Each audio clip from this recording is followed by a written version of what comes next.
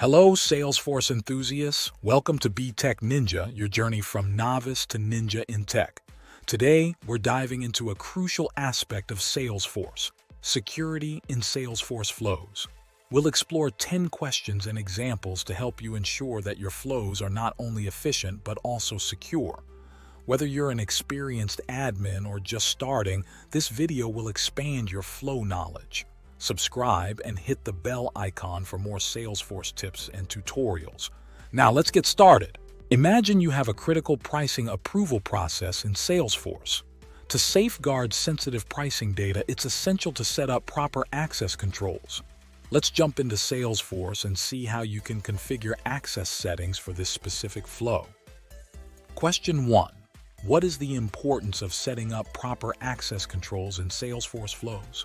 You can answer it like, proper access controls are crucial in Salesforce Flows to safeguard sensitive data and processes.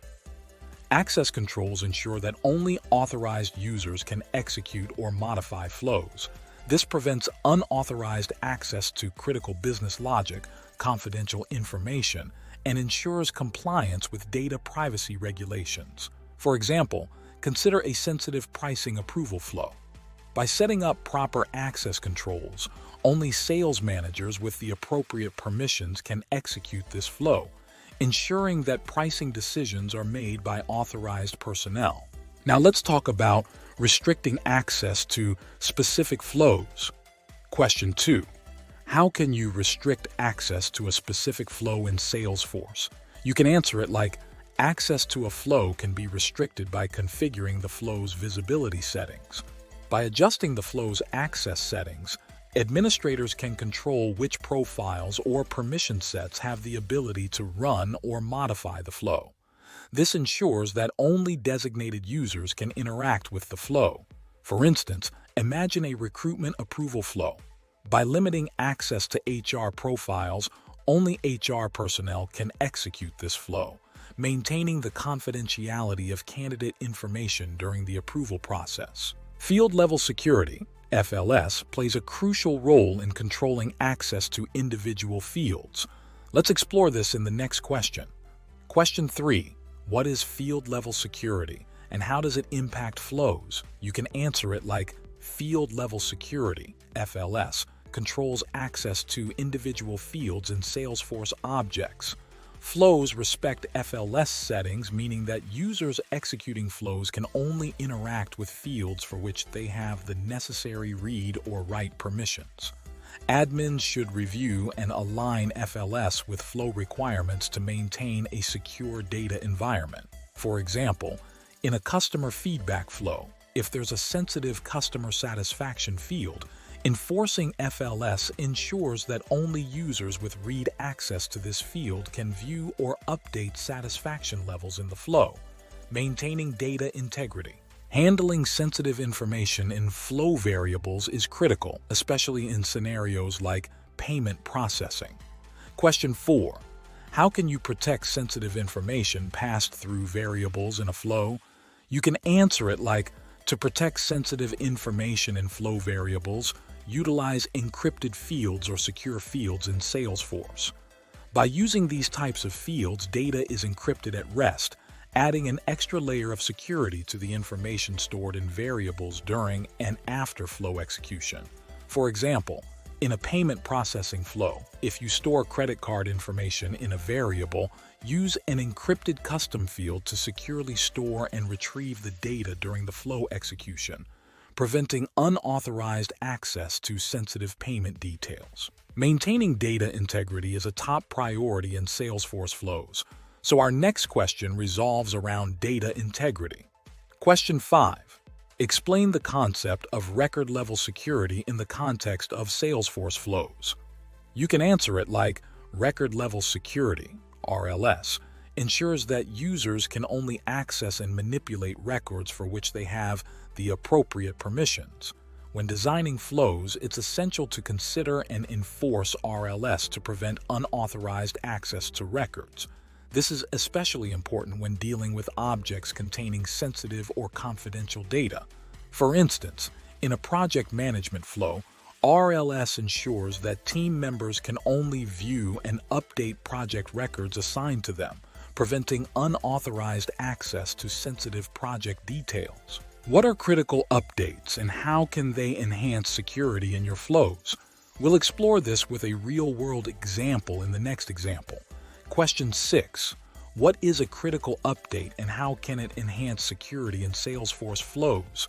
You can answer it like, critical updates are Salesforce recommended fixes or improvements that address security vulnerabilities and other issues. Enabling critical updates related to security ensures that your org benefits from the latest security enhancements and patches. Regularly review and apply critical updates to maintain a secure Salesforce environment. For instance, enabling a critical update related to enhanced session security ensures that your flows benefit from the latest security measures. For example, a critical update might address a potential security vulnerability in a complex approval flow. In any flow, handling exceptions and errors securely is crucial. Let's talk about that in the next question. Question 7. How can you handle exceptions and errors securely in a Salesforce flow? You can answer it like, use fault connectors in flows to gracefully handle exceptions and errors.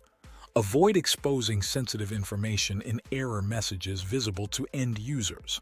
Instead, log detailed error information securely for administrator review.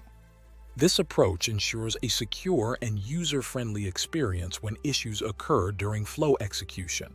Let's say in a customer registration flow, if an error occurs during email validation, use a fault connector to log the error securely in a custom object, ensuring that detailed error information is available for administrators without exposing it to end users.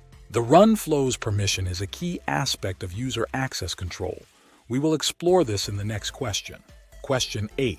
How does the run flows permission impact user access to flows? You can answer it like, the run flows permission controls a user's ability to execute flows. It's important to grant this permission selectively to users who need to run specific flows, preventing unauthorized access and execution. Admins should regularly review and adjust this permission to align with changing business requirements. For example, in a lead conversion flow, grant run flows permission selectively to sales representatives. This ensures that only authorized users can execute the lead conversion flow, preventing accidental or unauthorized conversions. Looking to add an extra layer of security? In the next question, we'll discuss how you can integrate Salesforce Shield with your flows. Question 9. Can you integrate flows with Salesforce Shield for additional security measures? You can answer it like, yes, Salesforce Shield can be integrated with flows to add an extra layer of security.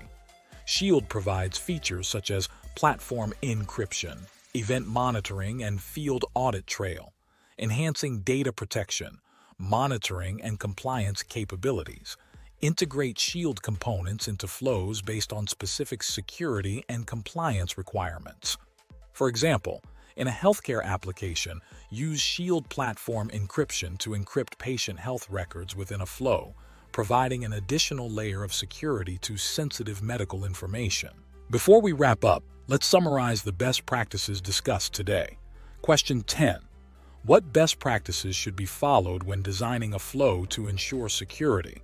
You can answer it like, you can consider these as some of the best practices while designing the flows. Number 1. When designing flows for security, adhere to the principle of least privilege.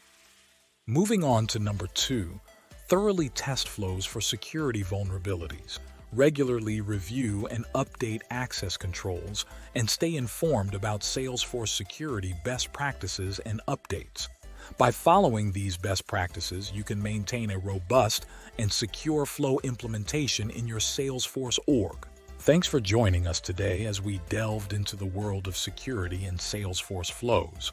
Implementing these best practices will not only make your flows efficient, but also ensure the highest level of security for your data. If you have any questions or specific topics you'd like us to cover in future videos, drop them in the comments below. Subscribe and ring the bell for more content and to be Tech Ninja with me. Until next time, happy flowing.